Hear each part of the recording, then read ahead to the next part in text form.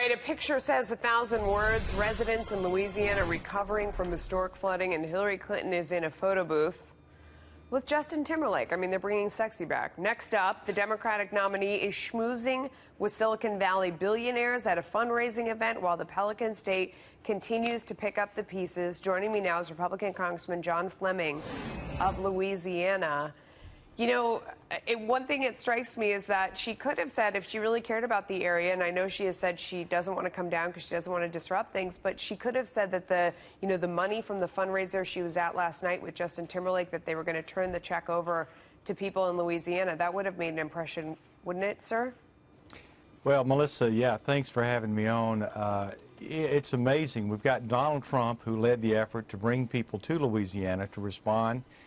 Finally, after about a week, the President of the United States shows up, and we hear nothing, we see nothing of Hillary Clinton.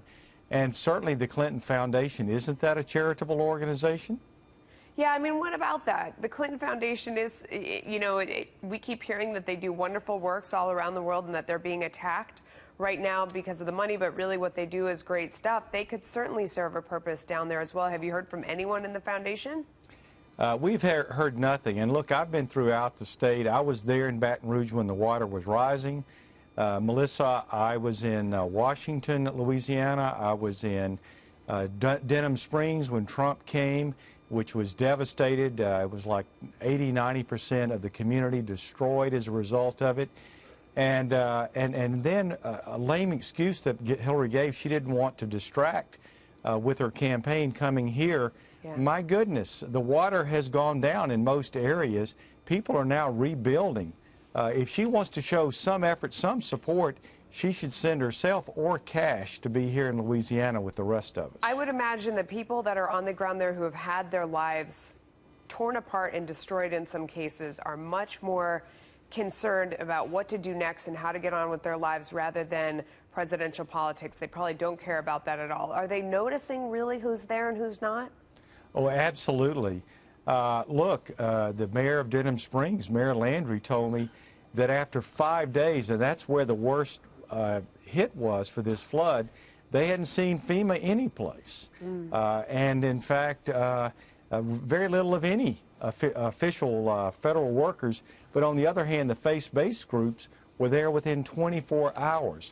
So I would say to you that it's people helping people, it's citizens, it's friends, it's families helping each other that's made the difference in Louisiana. But Louisiana still needs a lot. I mean, it's interesting that you say that because one of the distinctions that the president continued to try and make was that he shrugged off any comparisons between him and Bush because he said, you know, the criticism about Bush physically not being on the ground early had to do also with the fact that the federal government was not responding and helping.